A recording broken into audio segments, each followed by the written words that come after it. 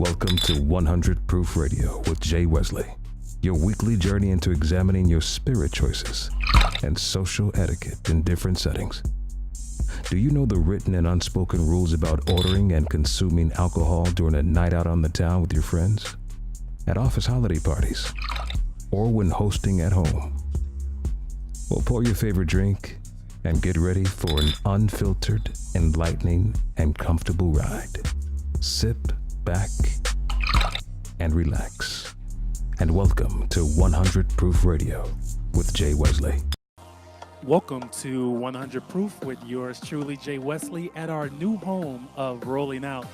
This is our 38th episode, and our topic tonight is cocktails and authors. Do authors need alcohol to unleash their creativity? Alcohol has always had a way of influencing personalities, and so it stands to reason that thoughts and ideas could rise up in authors and help influence character development, storylines, and other aspects of the creative process. Talking about this with talented authors will make for interesting conversations tonight. Tonight on 100 Proof Radio Show, we will lead a healthy, mature, and fun conversation about cocktails and authors. Is alcohol the key to unblocking writer's block? Our purpose, as always, is to dispel or confirm myths about alcohol.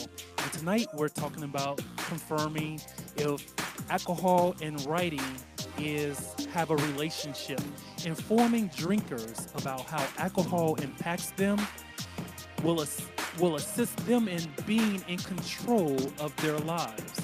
It also gives them an opportunity to make better and healthier choices. Do you love to write? Do you have problems with writer's block? Do you like to drink a little wine while writing? Do you love a good conversation with a sip? Well, tonight on 100 Proof Radio Show, we will explore which beverage vice, if any, do authors use to get their book written. Studies have shown that most writers are heavy drinkers. Tonight, we will speak to writers and learn their personal experiences with managing writer's block and the use of beverages. Or does alcohol make them forget what to write? Does alcohol get their creative juices flowing to begin writing? Do most authors use alcohol to celebrate the completion of their work? Cocktails and Authors tonight will be an open and candid discussion with writers to discuss whether or not drinking can be open your creativity. So we have to my right here my frat brother, Andrew Snorton. How are you, sir? Hey, doing great. How you doing this evening? Excellent. And so what's the name of your book? Well, there's two books that I've written. The first one came out last year, Deeper Than Your Deepest Sleep, Thoughts on Love with Joseph Snorton, recognized by both the Mississippi Book Festival and the Literary Festival of Charlotte, and the current release, 9 Stories of Faith, Volume 1. All right, excellent. And on our phone line, we have Patrick Riley. How are you, Patrick? Hi, how you doing, Jay Wesley? Firstly, are the people watching this Facebook Live, how handsome are you two? I'm just saying. Thank you, sir. This is some good TV viewing, but I want your folks to know that my book is That's What Friends Are For, on the women who inspired me. And we are currently shipping to our pre-order buyers this week. And I hoped that I would be in Atlanta for some promotion with you, but I will be coming to Atlanta sometime very soon. So I hope I can be in studio with you. This is some good looking and that cocktail. I'm just saying. Yes, and that's a good segue because our sponsor for tonight is B-Box Beverages, but I'll be introducing them later in the show. Meanwhile, I have one of our greatest sensationalist bartenders here of Atlanta, Georgia, Miss Keyatta. How are you? Hola. I'm great. How are you? Excellent. So tell us about yourself. Well, I'm just a woman that has brown skin that makes tasty drinks for people to enjoy. I think that's. You want more? No, so your new title is cocktail programmer. I'm actually a cocktail programmer. I work with a group of beautiful women called Drinking with the Girls, and I also work with another one of my sisters in that group, Miss Tiffany Barrier, and we have a movement going with women that are in this industry with cocktails and knowledge and history and health and just everything to kind of educate anyone who wants to listen and make them a great drink as well. All right. And at this point, this segment of our show is sponsored by our liquor sponsor tonight, B Box Beverages. How are you, Jeff? I'm doing great. Thanks so much for having us today. Excellent. Well, Beatbox Beverages, let me introduce you. Thanks for the opportunity. We're the world's tastiest portable party punch. We're 11.1% alcohol by volume. We have 3 classic flavors with a kick. We have our fruit punch, our blue raspberry, and of course my personal favorite, pink lemonade. Heard, right? Yeah, so all of our flavors have 120 calories per serving, 7 grams of sugar, and 100% gluten-free. We're featuring our Tetra Pak tonight, which is in front of everyone tonight. It's a 500 milliliter Tetra Pak. Each package contains 3.4 servings, and it's actually the equivalent, because the alcohol content, of a 750 milliliter bottle of wine, or the equivalent of 4 beers.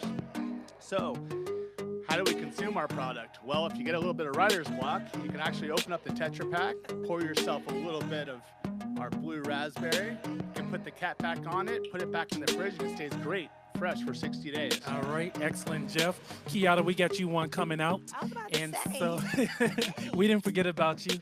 So the producers are working on one for you. They got a fresh one coming out for you. But Andrew and I going to taste it for you. Joe and Jay, my address is 654. I got you. This is the Patrick, you're missing out. But Patrick, hopefully you're at home with your drink sipping with us. I know. Well, I'm having actually a little rum and coke. All right, excellent. Well, I like that. Nice, strong drink. So, Keyatta, their producer, bringing your drink there.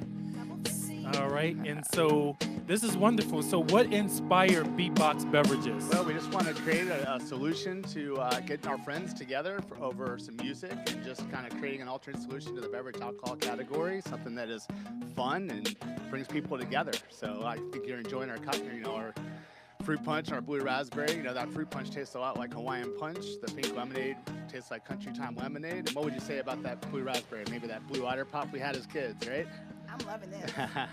It gives me the remembrance of Icy Pops back in the Absolutely. day growing up. And so for those of you that are watching, we do have more of Beatbox Beverages coming back later on in the segment, so be sure to stay tuned. But meanwhile, what do you think about this conversations? Do you write and sip? Well, in actuality, being running a sales team, I write a lot, because I'm writing a lot of programs, and I write a lot of, and I'm not going to lie to you, sometimes we work really late at night, and I need a little bit of liquid motivation to stay busy. So absolutely, we write programming and write presentations. And it all makes sense the next day. 100%. All We're right. professionals. We're all professionals, right? Excellent. So let's get to this deep in the conversation, as we are in the midst of our Shake It Up segment right now. And the question tonight ultimately is, do authors drink and write? Patrick, that question is for you. I don't have to drink to write, but I have a lovely relationship with a cocktail when I feel that it will get my juices flowing, if you will. Often, just with this book, That's What Friends Are For, and the women who inspired me, a lot of it was information from Entertainment Diaries and my blog, and I needed to sometimes I needed to kind of get myself centered to be able to go through the treasure trove of memories to try to shape these chapters up. And so one cocktail, maybe a glass of Prosecco, something simple to just kind of get the juices flowing is what works for me. Now, I don't overindulge when I'm writing because I get sleepy. So ultimately, you do have a drink, and it helps you go back down memory lane. Is that correct? Absolutely. It just kind of gets my memory juices flowing. Yes. And so, Andrew, what about you? It really just depends on the topic. The main thing is, every once in a while, with the first book, definitely because of the wide range of topics, I would get an occasional sip, probably ginger and Jack or rum and Coke. But the thing just like was said earlier, you can't rely on that in order to get it done, because then it's really a question: do you have any writing skills? The second book, especially when you're dealing with themes of faith and spirituality, it's one thing to be full of the spirit, but you don't want to be full of spirits, because otherwise it'll go all over the place. So an occasional, like you said, an occasional drink, yeah, occasional. You don't want to rely on that as the main way in order to get your ideas out, because then it's like, what are you writing for? And so, Keyatta, as the drink expert in the room, is this a good or bad thing that authors use alcohol to unleash their creativeness or help them go back memory lane? What's your thoughts on this? I honestly think it really depends on the person, and as he said, it's his content as well. If you're probably writing something, as you said, more spiritual based, you may not want to be sipping on the sauce too heavy. But if you probably have Sipping on more the sauce. on All that right sauce, now. but if you're probably writing something more provocative, you may need that little touch of something to kind of open you up into things you wouldn't necessarily see if you were more clear. And then probably when you sober up or whatever, you can relook at it and make sure it wasn't. I mean, I think everything from the beginning is with moderation. So you can't, get sloshed and then try to write something because I'm pretty sure a lot of bad ideas happen when people are too sloshed. Jeff, what's your thoughts on everything you've heard so far? Well, look, I've always been in spots where, sometimes I need a little bit more creativity. You got to work hard, play hard, and I think that there's always a balance between, and as my mom would say growing up, everything in moderation. So I hear what you're saying, a little bit, kind of get the creative juices going, and I've lived that and experienced that, in my line of work. And so, as an author, do you does it help to unleash the pressure? Because sometimes authors are under pressure to meet a deadline, is what I often hear by their publishers, or even deadlines they set for themselves. Even putting writing aside, does drinking become more prevalent under that type of pressure? I'd say it's kind of what everyone said before. It depends on the person and it depends on the stressors. For some people, I mean, I'll say for me personally, I mean, it's generally moderation. We've all had a moment or two. To say that we haven't is a bold-faced lie. The big thing is making sure it's more of an episode instead of a mini series. But again, different stressors are going to trigger different things for different people. And just like I said earlier, I probably did a little bit more with the first one than the second one, just because of the nature of the topics that were covered. And again, it's one of those things that you don't want to rely on that in order to meet your deadline, or in order to get your ideas out, or in order to let me just get this draft done. If you're relying on alcohol to get your work done, that's just not only a problem, right? It's a problem in general. So overall, people, whether it's with writing or not, people use alcohol to assist them under pressure. Keyatta, what's your thoughts as a expert in this industry of hearing people using alcohol to help unwind and unleash the pressure? There's nothing wrong with unleashing and unwinding, but it's a time and a place for it. Again, if your profession is a writer and that is your job, you have a right to be clear-minded when you put these ideas in people's head and you put your talent to work and you have this job. Me, I am a beverage professional, so my job is to know beverages, to drink beverages, to talk to people about beverages. So it wouldn't make too much sense if I wasn't a person who didn't indulge in my job. But I think it's one of those things that, again, moderation, moderation, moderation, and you just have to be mindful of what you're doing. Again, like I said, there's nothing wrong with having a glass of wine to loosen you up, having a shot to, because pressure is good. People need pressure. But you don't want to, at any point, not have any control, not, be sound mind to do your job as a writer. So, Patrick, you've talked about using alcohol to help you go back down memory lane. Do you use alcohol to take the pressure off? I like that you referenced earlier how sometimes it's in the celebration of the completed work where the cocktail may present itself. Because I thought about that other relationship that I have with alcohol. It is on the exhale of a completed chapter when maybe I don't have a deadline the next day, because I'm not going to be hungover the next day because I still need to be centered, for what I have to do. But I do have that relationship with alcohol where I exhale on the back end. Let's celebrate that the project is done. Let's celebrate that it just published. Let's celebrate that, we got the deal, and so I do definitely play with cocktails more on the back end of a job well done, as long as I don't have a job to do the next day, if that makes sense. So, Andre, it does. I'm always looking for a reason to celebrate with the cocktail. And so, but Andre, he just touched on a good point as far as needing to be centered the next day. Have you ever had an experience where alcohol have hindered your creative writing process in any way?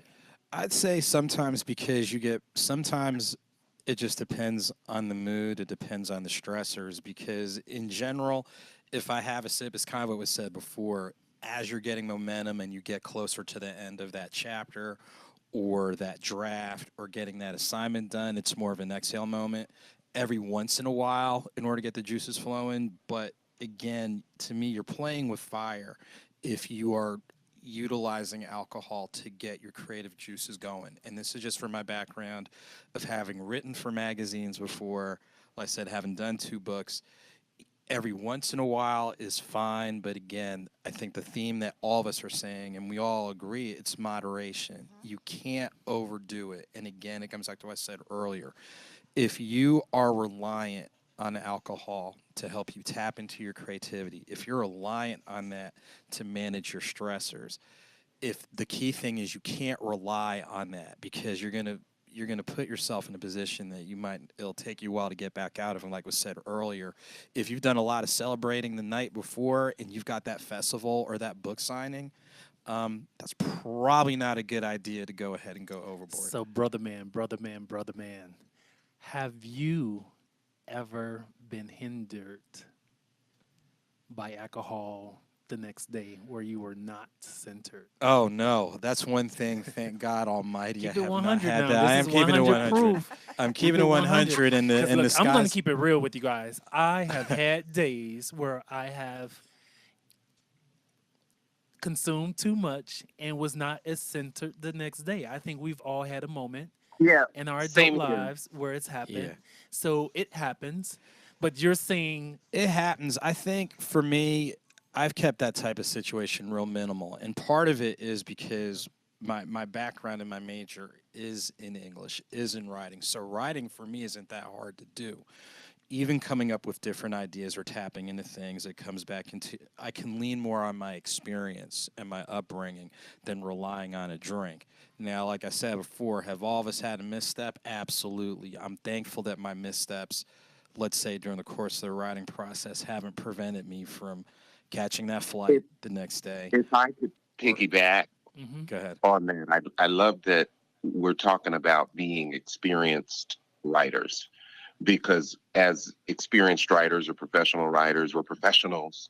So within that, there is discipline. So we have the discipline about what it is and how it is that we need to be able to do what we do. But then we are also grown and sexy, and we know how to do and work that hangover if we have to. But the disciplined people that we are likely not going to be doing what we do drunk. And if we are, that becomes the other part of the conversation. That's the problem, the abuse piece. And that's kind of a separate conversation. Keyatta, how much is too much drinking while writing? You know, I tend to blog from time to time, so I'm nowhere near as professional as these 2 men. But I mean, if you can't pick your pen or you can't turn your laptop on and the words are floating, I'm pretty sure you've had enough. But I mean, I don't know who would work at that point. If they're at that point, if that's the case, you might want to just start fresh in the morning. So I don't know. If I may, I'm just going to jump in. I think all of us have our respective names. None of us here are Edgar Allan Poe, who is known to write stuff on acid trips. So, I mean, now that worked for him, but that sure as heck is not going to work for me. Ground pole. What's Edgar Poe? Allan Poe. So if you Okay. remember the book The Raven, Yes. that book was written entirely with him being on an acid You know, trip. a lot makes sense that you said that, brother, because I had to read that in high school, and that was See, you were fortunate. I had to read it in middle school. Gosh darn it. That was horrible. Horrible. So, for those that are out there watching, we have our Causing a Stir segment coming up in 7 minutes.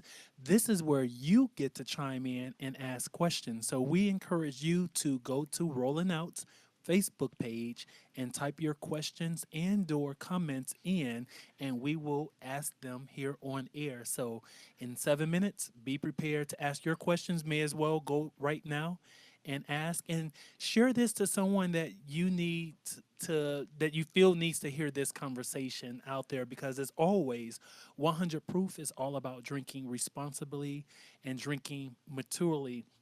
So Patrick, does your work take a darker tone when writing under the influence? For some people it can be darker in multiple ways. It all depends on how you find dark. It could be more sexual. It could be more scary. What's the word for scary in books? Suspenseful. Yes, Moody, yes, maybe suspenseful. moody. Right. Unnerving. Moody. This shows how far I go. Unnerving. Scary. It's So- fine. It works. right. Hey, look, if it's accessible and authentic, it does. That's all that matters. Right. So I'm feeling like Patrick, does it go Barry. darker when you're under the influence? Well, you know, I turned into Barry White when I had a little Oh drink my. and I'm Yeah. doing a little something extra. No, for real. When I thought about it when we were talking earlier, when you mentioned, like if I were a fictional writer, I could probably see leaning on the sauce a little bit more to get in the mood of creating scene, creating sensuality, creating something sexy for that moment in the narrative. That's not my particular book that's currently in the marketplace, but I could see if I were a fictional writer, maybe going there. Because to answer your question, I think I do. I think I can go there with with a few, with a couple of rounds. I could see kind of getting sick. And so maybe somewhere in there, and I probably don't have the evidence of it. If I looked at articles maybe that I've written with a couple of extra drinks, maybe some of those intros to those Q&As were maybe written with a sexier lens. I'm going to have to go back and research it now that we're kind of unpacking Well, it. you no need to research because my producers have already done their homework. So that's what Uh-oh. what it means having a good team behind you. Nancy J. Anderson, a professor of psychiatry at the University of Iowa with a PhD in English, did a 15-year study of 30 creative writers on the faculty of the Iowa Writers Workshop. Do She tell. she found that 30% of the writers used alcohol. All right. So here's another one. Writers such as Edgar Allan Poe, you just mentioned him, F. Scott Fitzgerald, and Ernest Ernest Hemingway. Hemingway Hemingway for sure. Were have known. attested to a deep psychological creative connection to drinking. So I will save some more of these facts for you all later. So, Andrew, hearing this, what are your thoughts? I'm not surprised, and I think it's just like was said earlier. If it's something that's going to be fictional and you're using your imagination, the influence of alcohol can be a catalyst. Again, it's that fine line between using that as a catalyst and relying on it. And just like I said before you even read the survey, it was known about Edgar Allan Poe, but then also the culture at that time was where it was definitely more accepted. So you've got to kind of factor those things. What were the cultural, mores and things along those lines? Now, if you're writing something factual, I'm sure some people would probably end up doing that. I'm not going to say to embellish, but more so to accentuate a couple of things. Like if there's something that was a little bit more dramatic in nature or things along those lines. Again, we know, are there writers that use alcohol? Yes. Are there writers that use alcohol periodically to give them that little push? Absolutely. Are there some that are very reliant on it in order to get things done? Absolutely. Like you think about, I don't know, like I'm going back in time with the never-ending story. Now, I'm not the smartest one in this room, but I guarantee that some of those people that are writing about animals in the clouds and Flying through the air. flying through the flying air. dog. I Come get on. it. Or even one other thing. You think about whatever with the Disney movie Puff the Magic Dragon. Come on, Puff the Magic Dragon. Who names a dragon Puff? I'm just saying, I'm sure Who there's names their child Puff Daddy? Exactly. Here we go. So, Keyatta, hearing all of this, what are your thoughts on all of this, hearing this, of the history of authors and writers having a personal relationship with alcohol? There's not a problem with having a relationship with alcohol. It's a problem when the relationship takes over and takes a bad turn. People get inspired by many things. Like a lot of companies, liquor brands, liquor companies are inspired by different things, and it's an industry that's not going away. Hemingway, have a drink named after him. Probably one of the best drinks on the planet. Hemingway Daiquiri. Hemingway Daiquiri. You know what's in that by chance? I do, but I ain't telling you. It's delicious. It's rum. It's tangy. It's a little bit of grapefruit. It's delicious, but it's not for everyone. But anyway, I mean, there's nothing wrong with having that relationship. There's nothing wrong with it. It's how you use that relationship and you don't abuse that relationship. Excellent. And so we have our sponsor back at the table. Hey. Jeff, what's your thoughts on this conversation so far from what you've been hearing? Well, first off, I'm enjoying the conversation. I'm learning a lot, and I think that there's definitely a relationship amongst all people, 21 or up, as long as they drink responsibly. There's definitely a relationship between alcohol, whatever you do, whatever line of work you're in, right? Because alcohol does a really good job of calming you down. So, it's interesting hearing the points from the authors, and I definitely can relate in my line of work. All right, excellent. So for all of you all out there that's watching, we want to encourage you to share this to your Facebook pages, because people need to hear this conversation so that they understand how alcohol impacts you. 100 Proof is all about giving you fact-based information, the good, the bad, the indifferent, so that you can choose what's best for you and know how it impacts you. So be sure to go to our Causing a Stir segment that's coming up in 1 minute, which is on the Rolling Out's Facebook page, and you can ask your questions there or put your comments, and we're going to read them live on air. Meanwhile, we are ready for another 1 minute sip, so we encourage you to go get your sip so that you can drink with us, because this show, 38th episode, is brought to you by B-Box Beverages. Jeff, Cheers. back to you. Thank you so much. So a lot of talk about cheers.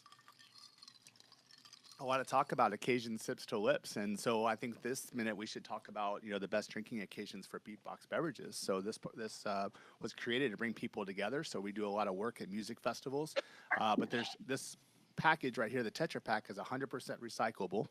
So for all you folks that are going to go out on the rivers and the lakes this summer, this is a great package for you to go out. And once again, I just want to call out, there's 3.4 servings per container here. And this retails generally for about $3.99 at your local convenience store. So I would invite everybody to check out our website.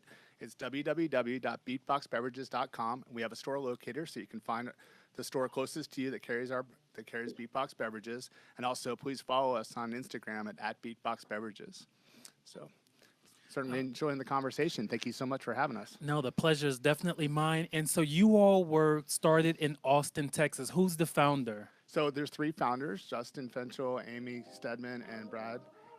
They were going to college at the University of Texas in Austin, and came up with the portable party punch, and thought it was a great solution to go in and be in the life of the party.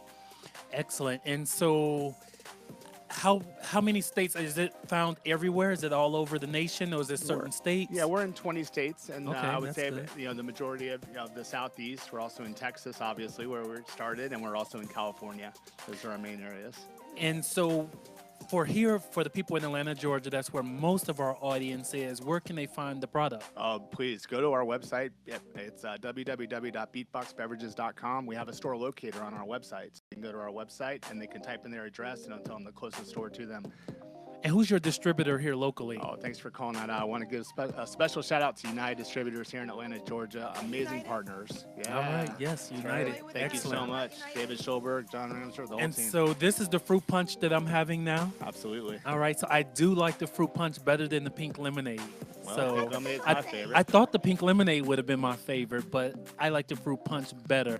Keyatta, which flavor have you liked best of the two you've tried? They're both delicious.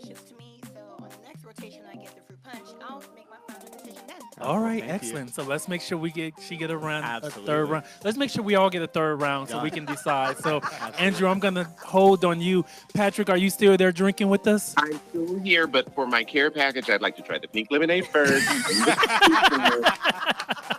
I'm gonna send you all three, no problem. Wait, so I'm keeping the rum Patrick, and are coke we getting some system. books, man? You talking about bartering? Do we get some books? Oh, absolutely. We can take care of that. Absolutely. All right, excellent. And remember, I got students. This whole show is being produced by Clark Atlanta University students. All right. So let's give my producer a round of applause. So make sure you send them some books, please. These kids need to read. It's my alma mater by way of Morehouse College. So, Okay. yeah. All right then. All right, excellent. And we have a Spelman Knight in the room with us. She's my HR director. So- AUC love. AUC love, baby. AUC love. Love it. Absolutely. So we are in the midst of our Causing a Stir segment. This is where you get to chime in and give us your feedback and your comments. So we want to acknowledge Jared, who's watching. He said, looks and sounds great. Jared Bon Jovi. That's a cool name. Yes, Oh, it is. sounds like John. Cool name. With I know, Bon I love Jovi. it. Winners from Jared, we Sayreville. see you, man.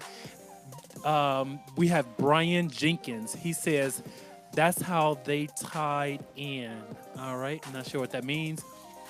Jared Bon Jovi says, beatbox beverage has dope beat playing too. What do they mean by that, dope beat playing? Y'all do something with music or something? Oh, he's talking about the music in the background. Yeah. Oh, I wish I had some skills. I could have flowed a little bit better. It was nice, because it though. went together. Beatbox, did. you know, and I y'all, like it. all of you all's. So, what's the inspiration behind your art? Because it all looked like a 80s jukebox. Right. It's all tied back to music. Once again, bringing everybody together and our love for music. And we're heavily involved with music festivals. We just did a couple of music festivals a couple weeks ago. Did Rolling Loud down in Miami and Shaky Beats here in Atlanta. And Sweet. yeah, we had a Awesome. really good time. And consumers really loved our product. We sold out at both events. Right, and we met at the Usher's Mention Party. We did. Yeah. Maybe Exhibit about a month Craig. ago. Yeah. Yeah, Exhibit excellent. Craig. And so we have also Jared Bon Jovi says, haha, it's me, Chance, your engineer. Oh, it's Chance. Chance is our engineer who's not here today. So that's who that is. And so that's all we have. So ultimately, we are in the Cause and the Stir segment.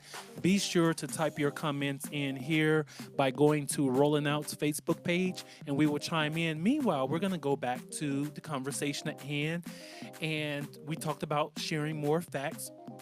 Right now, we have writing and drinking were almost synonymous in 20th century America.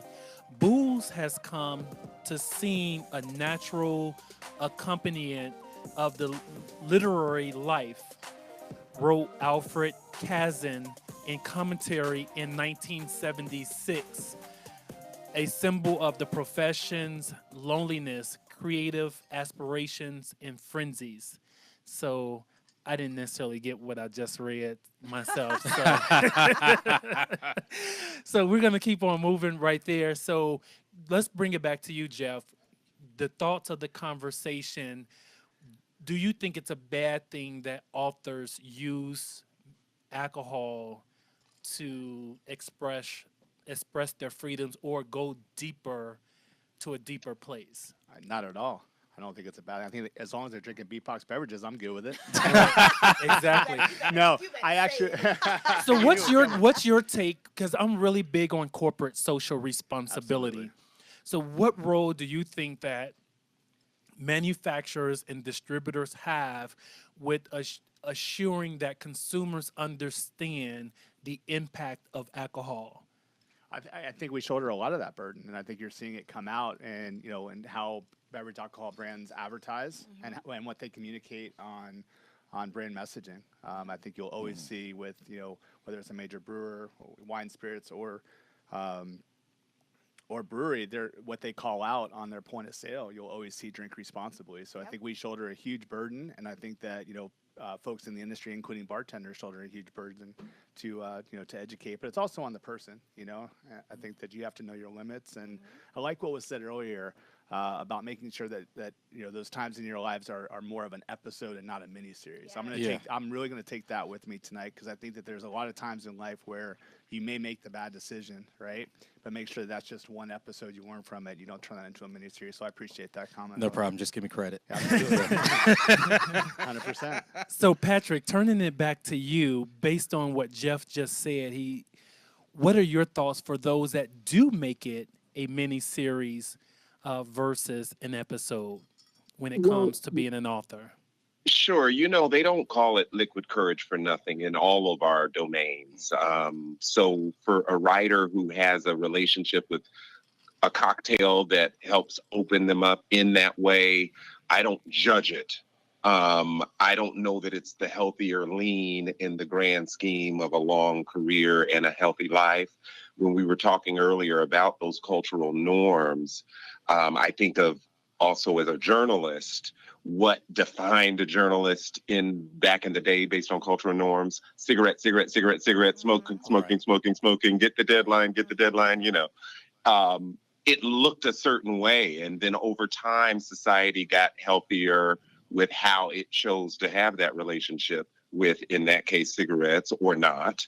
And then in the case of alcohol, I think we're just choosing more responsibly as a society. So I think within the writing world, there's a polarizing split. There's a split of the old school that kind of lean that way, and there's an emotional connection there. But there's those of us who, might have done that in college. It just doesn't work, for me in the grand scheme of my career as a writer. It just doesn't work to have that lean be that way. So, Andrew, what are your thoughts on what Patrick just said? I definitely agree. You raised some good points, and I think all of us are saying that some of the behavior, it's a byproduct of the culture. Just like we were talking about earlier, with Poe and Hemingway and things along those lines, that was part of the culture. And just like people take creative license when you think about, for example, a movie, how they reinterpret different things, they'll take creative license. Sometimes creative license comes in the fact of what elements or what things you use in order to get the process going. So you're going to have that audience that's going to be more old school and traditional and maybe lean, like was said more, was said earlier, like what was done in the 18th, 19th, and early 20th century. You're going to have some that are very regimented and rigid where they're not. Then you're going to have those folks who are in the middle where periodically you're going to have some use, just every once in a while for a spike. But again, ultimately it comes down to, this is just me, if you have to rely on it in order to get things done, it is a problem. And then you really have to draw your skill set into question as well as your motivation. Why are you doing what you're doing? And like I said, for me, it's a periodic thing. It depends on the topic. Like I said earlier, if it's something of a little bit more serious nature, I'm letting my writing talents and my experience kick in. If it's something that's a little bit broader based and I can take a little bit of license, then yeah, I'm going to go ahead and indulge a little bit. But again, I have to make sure that even in indulging, I'm not going over the top. So, Keyatta, when you're bartending, do you sip and work? No, absolutely not. I keep creating and I taste and everything, or if there's a point where, say, and this has happened before, like I had a guest leave me 100 on 50. Yeah, I'm toasting to that. I mean, that's a celebration. But I'm not at work getting sloshed. I'm not at work having a cocktail savoring the moment. I'm at work to work. But that's me. Some people know how to handle their liquor. Some people don't, and it's unfortunate. But again, as a beverage professional, I'm professional with my beverages. So, Patrick, when you are writing under the influence, can you see a difference in your writing versus when you're writing sober? I do. I add a beat to the process when I'm in that state, and the beat is a next day of copy editing or a bit of copy editing after the nap, and I do find that my copy might be fleshed out and well narrated, but it's not always as pristine as when I'm on my game. Jeff, why do you think authors use alcohol in writing Any thoughts of why they may go to it? Why it's a go-to versus soda versus water versus a Red Bull versus a Coca-Cola? Why do you think? Now, wait a minute. I love a Coca-Cola. Now, we So you what? didn't say But we you could mashed talk about Coca-Cola. Coca-Cola. Yeah. So it's any beverage vice. So rank them for me. We're gonna go around the room and rank your three. So what are your top three, Patrick? We'll start with you. Of You just said it. Coca-Cola, champagne, and then rum and Coke. If I'm gonna go for a kind of a hearty hot cocktail. all right, and Andrew, what would be your three beverage vices? My three beverage vices: ginger and Jack, rum and Coke, and to be determined. Oh, All right. Okay. Well, you know what? I think B-Box is going to be one of mine. I know. I should have said that. I should have said it. Can I answer the question? B-Box is definitely going to be added to the mix of the three. But it'll definitely be a vodka gimlet is definitely my first choice. That's not going anywhere. And I try to, maybe if writing, doing something light. So something around maybe a champagne or a white wine, Prosecco maybe would be a good choice. And B-Box, I'm sorry you come third, but you make the rankings. Make the list. You make the list. You want to know mine? You know what? Let's go to Keyatta first. We're gonna go to Keyatta and But then. I'm interested to know what Okay, his okay. are. So go ahead, Jeff. Go ahead. Well, you know what it is. I know. Oh, it's Fruit punch, beatbox fruit punch, beatbox pink lemonade, and beatbox blue Blue. raspberry. I'm just saying, See, top shameless. three. so you Alright, say so after fruit punch Beatbox, is your number one. Pink lemonade's number 1, blue raspberry 2, and fruit punch number 3. Okay, and so that But all if I'm ranks not into number drinking- one. If I'm not drinking beatbox, you're asking me what would I go with? I Exactly. would So what's your second and third? Yeah, I love a Jack and Coke. Her Jack and Coke. Yeah, Okay. yeah, and obviously some craft beer is really good as well. Okay, Yeah. craft beer man. All right, Keyatta.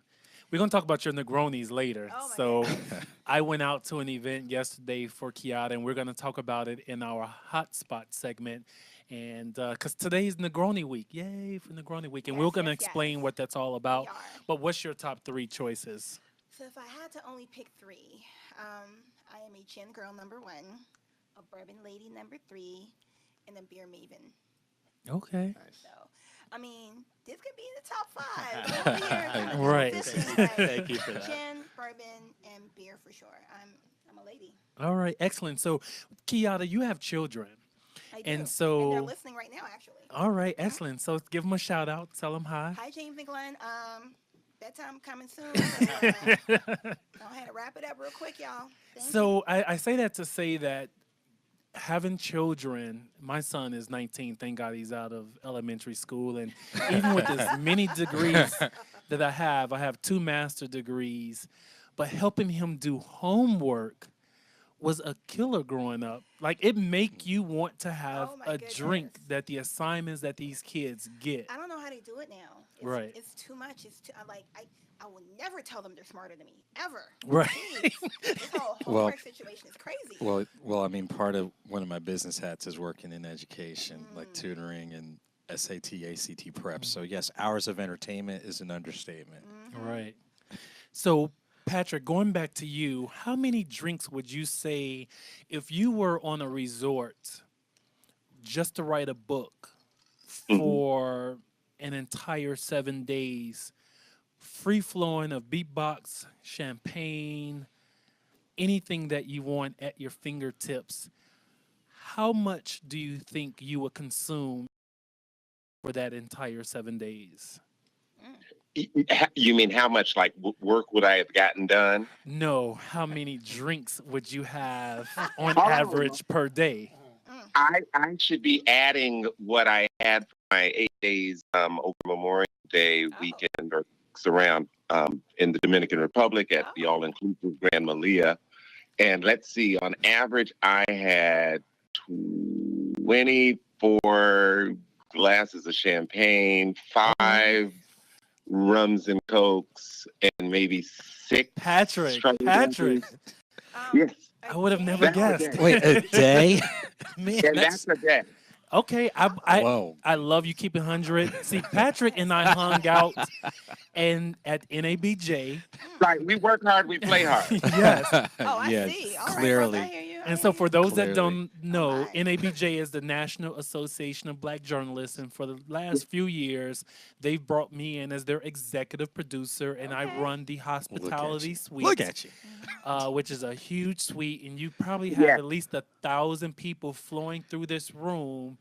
And it's Um, where I first got introduced to your magic with the mixology right. and your magic with hospitality. So what And you saying? You met me as a drunk? Is that what you're saying, Patrick? How about well, as a you've done- connoisseur of I libations? know I got what you're saying.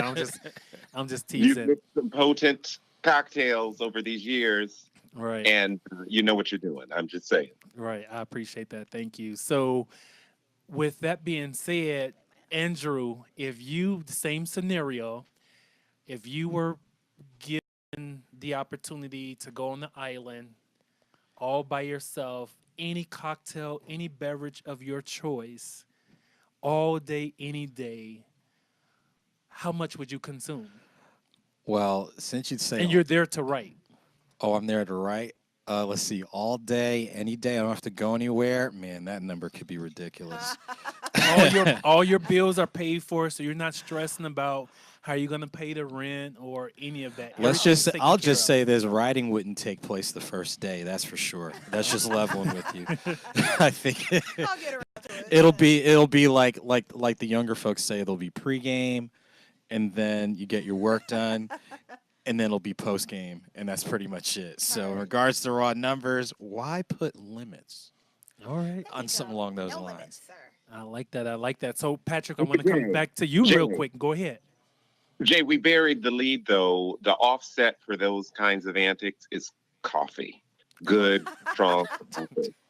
And we're talking about beverages. So, what's your type of coffee? How do you have your I mean, I coffee? do like a double espresso, that type of thing. Okay. Yeah. Are you still supporting Starbucks in the midst of what's going on? No, it's so funny. I mean, not like no like that, but I have not been back. Okay. And I made the joke that I wasn't going to go until after the 29th. So I know the 29th is passed. Was that so I after have their not- training? Yeah, the training, right? So I haven't made it back. I'm not per se saying I'm boycotting, but to answer your question, no, I have not been. And what's your choice of a comeback? So he mentioned coffee that next morning, bringing yourself back, centering yourself. As strange as it sounds, like coffee or tea or like orange pineapple juice, for whatever reason, it just happens to work. This is probably the only time I drink soda is ginger ale after a heavy night of drinking for me. Keyatta, what's your choice to center you the next day after a heavy night of drinking? So I'll be very honest. I haven't had a hangover in about 15 years. But if I was, I honestly would drink Pedialyte. It's going to refresh you, it's going to rejuvenate you, and it's going to get you back to where you need to be. I know that sounds funny, but yeah, Pedialyte. For sure. All right, excellent. So we are in the midst of getting prepared for our public service announcement because we encourage everyone to drink responsibly, to drink maturely, and as always, share these conversations because it's important that people know the do's, the don'ts, the unwritten and the written rules when it comes to drinking and how to navigate through different social settings. Here it is.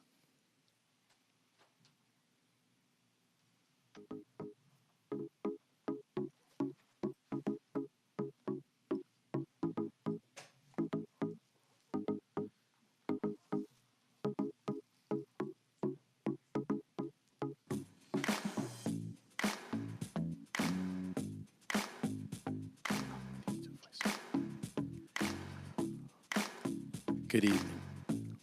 When it comes to best practices, comes to great information and great awareness, there's only one show you need to listen to when it comes to enjoying alcohol responsibly. That is 100 Proof by Cocktail Chronicles in partnership with Rolling Out Magazine. Make sure to drink with awareness, safety, and make sure to get yourself home safely, especially by using your rideshare services. Thank you, and look forward to making sure that you keep it 100. All right. Thank you, Brother Andrew Snorton, for taking that on a fly. Oh, sure, no problem. I was sitting here like, okay, sure, why For not? those that are watching, we had a bit of technical difficulties, and so we had to just fly with it. So that's what you have to do when you are on the air live. We normally have that segment pre-recorded, but we are in the midst of our hotspot segment at this point. And so I want everyone to know I'm president of the Atlanta Nightlife Alliance. I have met with Atlanta City Council members to discuss extended hours for Super Bowl 53 that's taking place here in 2019. So far, I have met with President Felicia Moore, Councilman Andre Dickens, Councilman Westmoreland, Councilman Faroki, and I have many more that I'm scheduled to meet with. So if you're out there, please join the Atlanta Nightlife Alliance. We meet on the first and third Mondays of each week. So you can always look at Cocktail Cron #1 on all social media to find out where meetings are taking place. Next for our On Fire segment is Howard Schultz, president of Starbucks, is stepping down. Are you all aware of that? Yes. And they I say... kind of locked the whole thing out when the situation happened. I shut it all out of my mind. So have you been going back to Starbucks? You haven't? No, absolutely not. How about you? Haven't been back. All right. I can be honest. I went back just the other day, but I didn't make a purchase, if that helps any. But Right, don't be another Testing a new statistic. policy. I was testing it to see if they Not were be a going statistic. to arrest me. But Howard Schultz is considering running for president. Patrick, would you vote for him? President of what? Of the United States of America. Pass. Oh, I don't know what's going. I have to just reserve my opinions for what's gonna fix this brokenness that's going on right now. So I don't know I don't know. I can't say what I will do. Oh, at I can this say time. something. Look, since you have someone who isn't playing with the full deck at 1600, just about anybody thinks they can run. That's all I'm Right. going to say. Right. Yeah. If a reality star can be it, anybody can be it. I'm So- being polite with my words. It's a good thing I've got a good vocabulary. If I said what I really We're- wanted to say, We're you might all tell so me not to diplomatic. get off the Everybody's mic. so diplomatic. I love it. Absolutely not. I'm voting for Kermit the Frog. Kermit for Frog. For, 2020. Thank you. I'll put it like this. My grandfather would be a better candidate, and both of them have been deceased. Oh, wow. There you go. So the last thing that we have for On Fire News in the beverage industry is dirty bottled water. Have anyone heard about this? That your bottled water is it's dirty. It's filled with different things, and just Google it. I encourage you all to Google it. So be careful. But that's it for our On Fire segment, and we are now in the midst of our Hotspot segment, which is all about you, Miss Keyatta. About me? Yes, all about you. All about you. So you're the star for the next few minutes. So tell everyone what Negroni Week is all about. So Negroni Week happens generally the first week in June, and across the country and the world, people are celebrating this classic cocktail called a Negroni. There are several stories on how it started, but the story I like to rely on starts back to 1919 in Florence, Italy.